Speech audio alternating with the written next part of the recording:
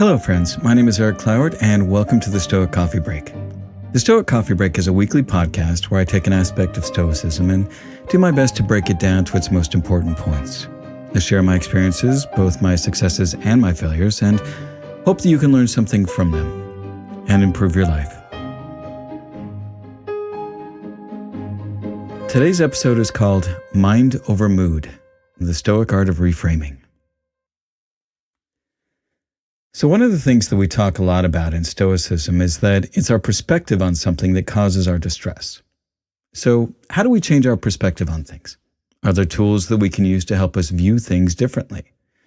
Well, today I want to talk about some of the things that get in our way of broadening our perspective and what tools we can use to help us change our perspective. It's not the things themselves that disturb people, but their judgments about these things. Epictetus.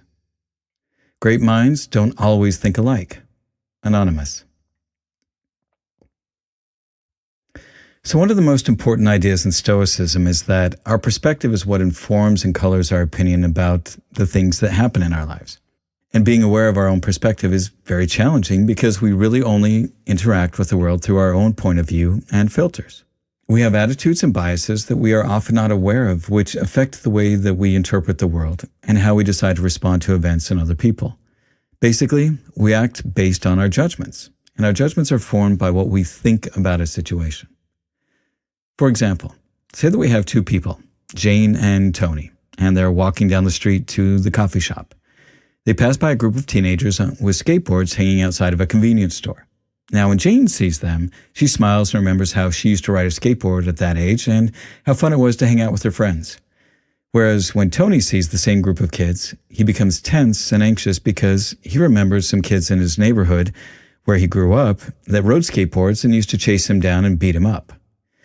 Now, each of them are seeing the exact same situation, but having completely different emotions about it based upon their experiences and their thoughts about the group of teenagers. So, reframing is a term that I used in the title, and reframing is when we actively work on changing our perspective on something. We do this through a couple of different steps. First, we become aware of our thinking. Second, we question our thinking by looking for evidence and using logic to prove or disprove our thoughts. And third, we correct errors in our thinking, which help us change what we make things to mean. So why is it important for us to improve our ability to change our perspective on how we view the world? When we learn how to shift our perspective on things, then we're better able to see things as they are and not just act upon our first impressions. We get a fuller picture and have a clear understanding, which helps us make better choices. Sometimes just getting a slightly different perspective on something can completely change how we view something. For me, one of the clearest examples of how reframing can radically change how you understand something is from the movie The Sixth Sense. Now, if you haven't seen The Sixth Sense, I'm warning you now that I'm going to reveal a bunch of big spoilers. So if you haven't seen it and you want to, I recommend that you watch it first and then come back and finish this episode.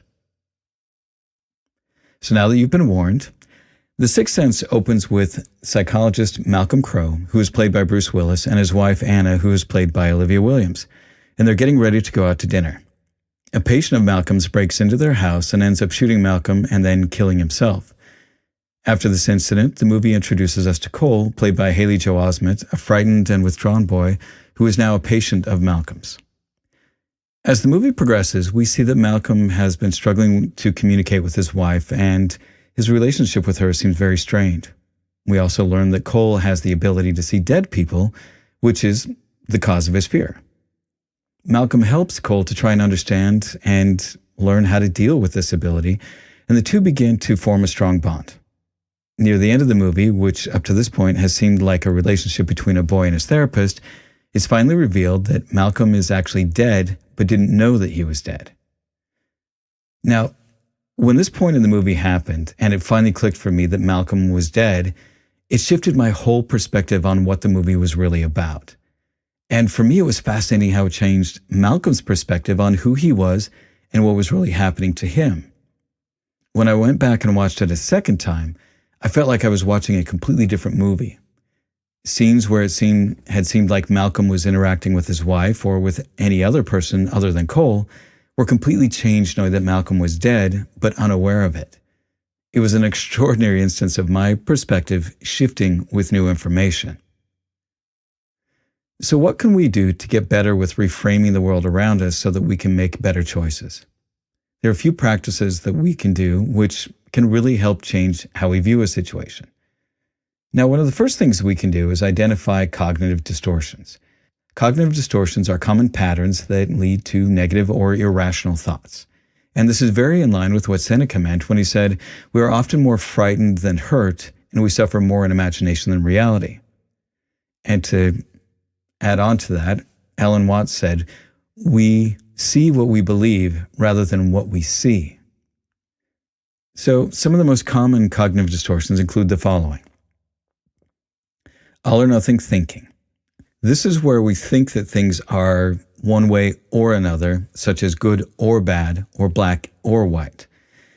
This pattern makes it really hard to see that there are shades of gray in things, that there are nuances in every situation and in every person.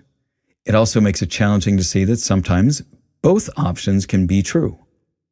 An example of this comes from a listener who asked me how I reconcile self-acceptance with self-improvement. They felt that if they accepted themselves for who they were, that it meant that they were giving up on self-improvement. But these things are not mutually exclusive. You can accept yourself and all of your flaws and still want to improve. Just like how you accept a young child for who they are and all the things that they are not good at and still want them to grow and improve. The next cognitive distortion is mind reading. And this is where we think that we know what other people are thinking. We make assumptions of their opinion on us or what their motivations or intent are without any evidence. And this is something that I've struggled with throughout my life. And much of that came about from having to stay on my toes around my father. I was constantly guessing what he was thinking so that I could stay safe. The next one I want to talk about is personalization. And this is when we take responsibility for things that are not our fault or blame ourselves for things that are out of our control. And this type of thinking can lead to feelings of guilt, shame, and inadequacy. Often, this behavior comes from living in a dysfunctional home. If there is one or more parent that doesn't take responsibility for their actions and puts the blame on other members of the family, children learn to accept the blame for things that they haven't done in order to keep the peace. The last one I want to talk about is catastrophizing. And this is the tendency to exaggerate the significance of negative events and to expect the worst possible outcome.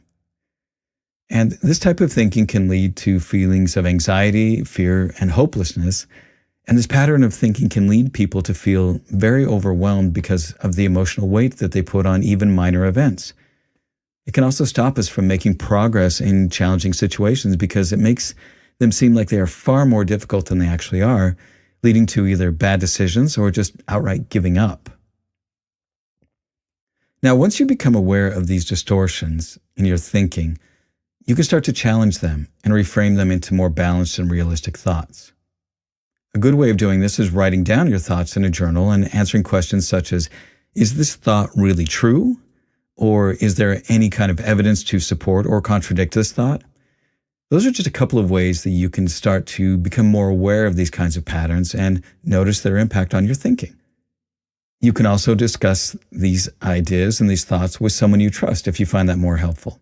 The point is to find a way to recognize what those thoughts are and question them in a rational and logical manner so that you can see things for what they really are.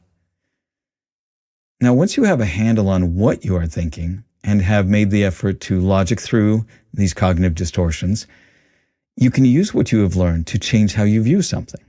For example, rather than assuming that you know what someone is thinking, you recognize that you don't know until you ask or they volunteer the information. Rather than taking blame for things that you have no control over, you only take responsibility for your choices and actions, and you can let go of the rest. Now, for any of these practices to be effective, there's a core skill that we all need to continue to develop. For me, this is one of the most important skills in Stoicism, and that is the skill of mindfulness. Now, I know that I sound like a broken record because I talk about mindfulness and meditation a lot. And the reason for this is that all other practices and processes that we might use to improve ourselves are dependent upon awareness.